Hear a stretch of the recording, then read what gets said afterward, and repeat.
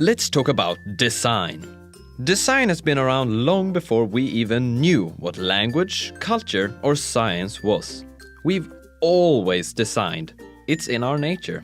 Take the discovery of fire, for example. Fire gave man warmth, light, and protection from dangerous predators. Man needed a way to sustain the life of fire, so he designed campfires and torches. This is what design is all about. Taking the available materials and finding the best way forward. It's important, however, to understand that there is a difference between a good and a great design. A great designer knows that to succeed at the task, she has to surprise the customer.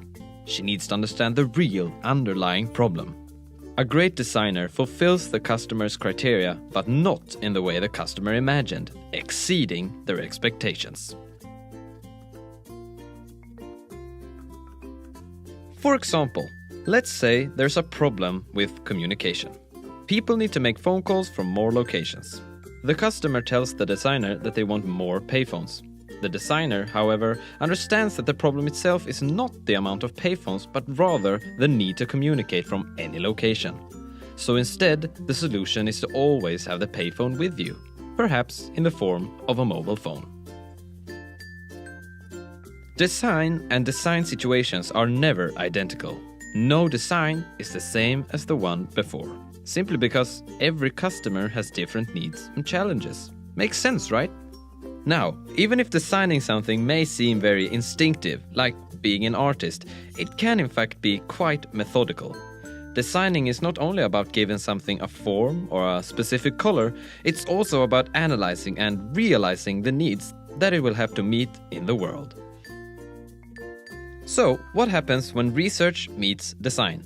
Well, we get what is fittingly called design research.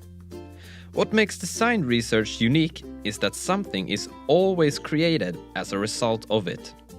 Like regular research, the goal is to gain new knowledge, but when conducting design research, the result is always something tangible, something that has been created, something new.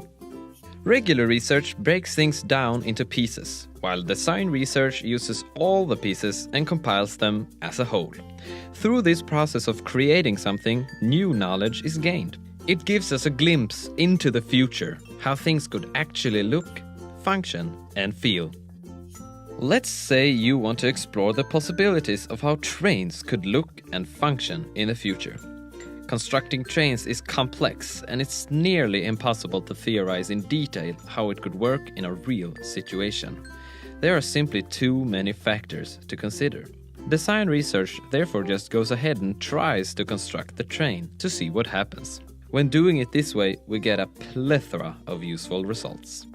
First of all, the design journey will be filled with stories which can show the unexpected challenges of design. Secondly, the process can result in guidelines, models, and theories that can help others tackle similar challenges and obstacles in the future. Thirdly, the process can take abstract concepts and materialize them. This lets anyone look, touch, and feel the created object, which inspires and clearly explains how the design could be used. Finally, this can ensure that the result will be transformative. When people, businesses, and governments can actually see the future, it could lead to a change in perception and shape our way forward. This is the true potential of design research. It's like a looking glass into the future.